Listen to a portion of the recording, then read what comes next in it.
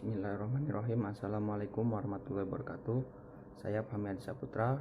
Saya dari kelompok 5 akan mempresentasikan makalah kami yang berjudul Harta Kekayaan dalam Perkawinan menurut Hukum Islam.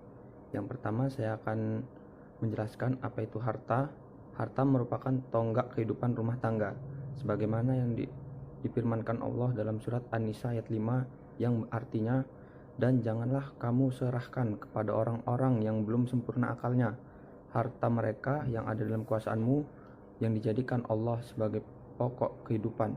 Berilah mereka belanja dan pakaian dari hasil harta itu, dan ucapkanlah kepada mereka kata-kata yang baik. Dari ayat yang telah dibacakan tadi, kita dapat pahami bahwa harta merupakan sesuatu yang sangat sakral demi berjalannya sebuah kehidupan. Karena sesungguhnya bukan hanya untuk kepentingan duniawi, namun juga untuk kepentingan akhirat. Karena itu harta tidak boleh diserahkan kepada orang yang belum mampu mengatur harta, walaupun orang tersebut telah dewasa. Atau secara ekonomika dapat didefinisikan sebagai sesuatu yang dapat disimpan. Islam memberi hak kepada masing-masing pasangan dalam hal harta benda, seperti harta yang diperoleh istri dari hasil kerjanya sendiri, tidak masuk ke dalam harta bersama, maka boleh menggunakan atau membelanjakan hartanya dengan sepenuhnya, sesuai dengan firman Allah dalam surat An-Nisa ayat 32, bagi para laki-laki ada bagian dari apa yang mereka usahakan, dan bagi wanita pun ada bagian dari apa yang mereka usahakan.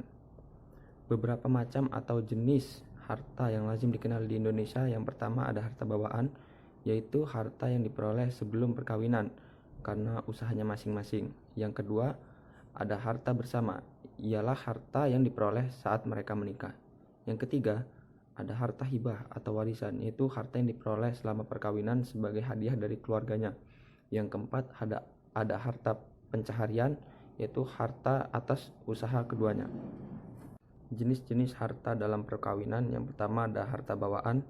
Dalam hal barang atau harta bawaan antara suami dan istri, pada dasarnya tidak ada pencampuran antara keduanya karena perkawinan. Harta istri tetap jadi hak istri dan dikuasai penuh olehnya. Demikian pula dengan harta suami tetap menjadi hak suami dan dikuasai sepenuhnya. Dalam hukum Islam tidak mengenal istilah harta bersama. Yang ada adalah harta kekayaan bersama, di samping adanya harta kekayaan pribadi. Para ulama mempersamakan definisi harta bersama ini dan memasukkan ke dalam definisi syirkah. Makna syirkah sendiri menurut bahasa ialah al-ikhtilat, yaitu penggabungan, pencampuran ataupun serikat. Sedangkan menurut istilah, akad adalah antara dua orang yang berserikat dalam hal modal dan keuntungan. Namun menurut hukum Islam, dengan perkawinan menjadikan sang istri, yaitu syirkatul rajuli fil hayati, atau kongsi sekutu seorang suami dalam melayani bahtera hidup. Maka antara suami istri dapat terjadi syirkah abdan, atau perkongsian yang tidak terbatas. Dalam hal ini, harta kekayaan bersatu karena syirkah, seakan-akan merupakan harta kekayaan bersama tambahan karena usaha mereka suami dan istri selama perkawinan menjadi milik bersama. Adanya harta bersama dalam perkawinan tidak menutup kemungkinan adanya harta milik masing-masing. Harta bersama tersebut dapat berupa benda tidak bergerak, benda bergerak, dan surat-surat berharga. Sedangkan untuk yang tidak berwujud bisa berupa hak dan kewajiban. Keduanya dapat dijadikan jaminan oleh salah satu pihak atas persetujuan dari pihak lainnya.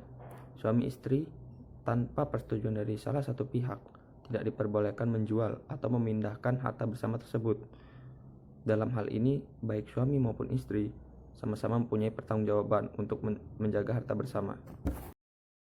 Baik, saya akan melanjutkan pembahasan kali ini, yaitu tentang pembagian harta bersama. Nah, bagaimana pembagian harta bersama menurut Islam? Dalam Islam, tidak ada aturan secara rinci bagaimana cara pembagian harta bersama atau gonogini. Namun Islam telah memberikan sebuah rambu-rambu yang secara umum di dalamnya itu untuk menyelesaikan masalah bersama. Di antaranya adalah uh, bagaimana pembagian harta gonogini atau harta bersama itu tergantung dari suami dan istri, diserahkan kepada suami dan istri dalam penyelesaiannya. Kemudian kesepakatan ini ternyata sudah tercantum dalam Al-Quran dengan istilahnya adalah al-sulhu. Nah, maksud dari al-sulhu ini adalah sebuah perjanjian untuk melakukan perdamaian antara kedua belah pihak, uh, antara suami dan istri. Nah, ini tercantum dalam surat An-Nisa ayat 128. Nah, yang artinya, dan jika seorang perempuan khawatir suaminya akan nusyuz atau bersikap tidak acuh, maka keduanya dapat mengadakan perdamaian yang sebenarnya. Dan perdamaian itu lebih baik bagi mereka, walaupun manusia itu menurut tabiatnya kikir. Nah, dan jika kamu memperbaiki pergaulan dengan istrimu, kamu dan memelihara dirimu dari nusyud dan sikap acuh tak acuh, maka sungguh Allah Maha Teliti terhadap apa yang kamu kerjakan. Nah, dalam ayat ini telah menerangkan tentang perdamaian yang diambil oleh suami dan istri setelah mereka berselisih. Selanjutnya, bagaimana cara untuk menyelesaikan perselisihannya gitu. Nah, dalam Islam pula, ketika dalam pembagian harta gonogini, salah satu dari keduanya itu memang harus ada yang merelakan haknya demi untuk mencapai satu kesepakatan. Nah, biasanya dalam Islam gitu kan, ketika ada perselisihan atau ada pembagian harta bersama, umumnya yang terjadi di masyarakat Islam, ketika terjadi sebuah perceraian, maka pembagian harta bersamanya seperti ini.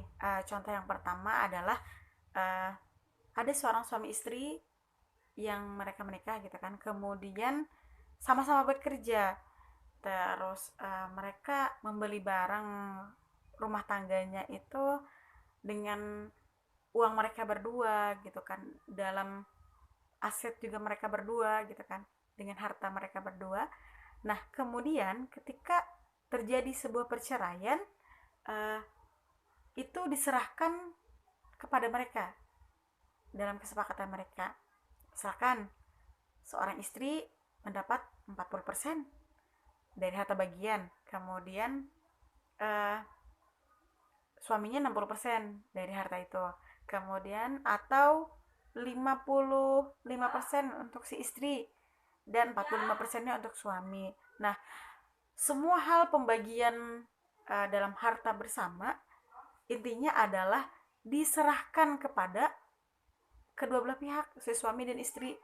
Bagaimana dengan kesepakatan bersama itu?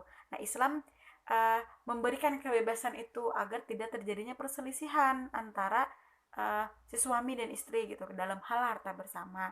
Bahkan ada beberapa pendapat Islam pun dalam harta bersama ketika terjadinya perceraian itu dibagi menjadi 50-50 gitu. 50 untuk si suami, 50 untuk si istri.